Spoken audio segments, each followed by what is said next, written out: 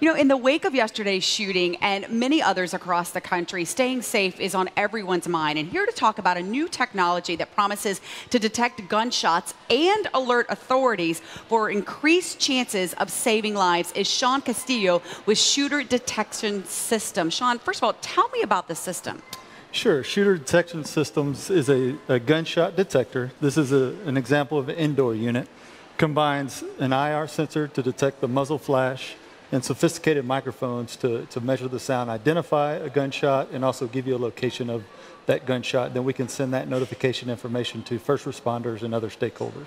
And this is based off of some military technology. Correct, correct. The outdoor units and the indoor units have roots in the Department of Defense. So do you have to have, say, for example, like in a school, do you have one unit or do you have multiple of these units? You'll have a network of these units spread throughout common areas, classrooms, in order to capture the entire area. What are some areas that would be prime to have this network? Truthfully, it's anywhere people learn, people work, and people play. So universities, K through 12 schools, corporate offices, municipal buildings, Department of Defense locations. How many of these are out there? There are over 15,000 shooter detection systems installed today. And I know you're not going to tell me exactly where, but can you give me some ideas where we might have some in Texas? Sure. There are some corporate locations, corporate offices with these systems, and there are also some critical infrastructure utility locations. And obviously you can't tell me exactly where for security reasons. Correct. When one of these goes in, so like how far reaching is that signal? It depends on the construction of the building. It depends on other factors as well. So in the planning phases of the project, we would do a detailed assessment and identify where we need to locate these sensors. And you can do something that's being built or something that's already built, correct? Correct, correct. You can't do new construction or retrofit.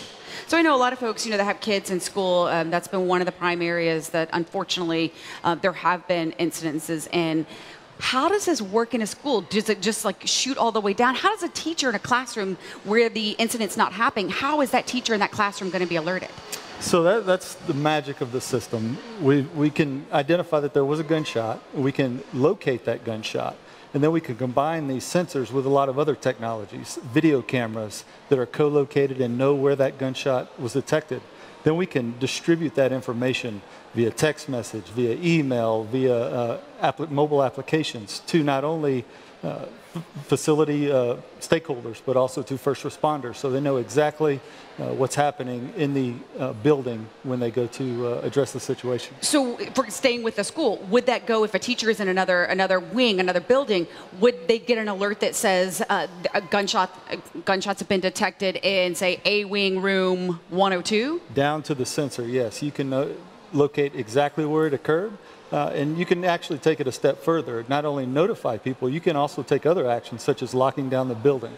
So this is the indoor one, but you guys also have ones that can detect for outdoor, say, giant parking lots like here at the Galleria would be maybe an example. We have Super Bowl coming in.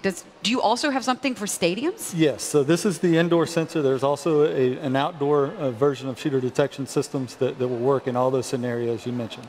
Would there be any chance for a false reading, say a fireworks or a car backfiring? Shooter detection systems has worked very hard to build an algorithm behind these sensors that mitigates all false alarms. So you will not get a false alarm from something like a car backfire. It's just incredible. And you guys have, what, 15,000 that are out there right now, and I'm assuming probably being really busy with going into a lot more places. Definitely. There's a lot of malls, a lot of K through 12 schools being in the planning phases of these projects as well. Those big areas. So what about Super Bowl?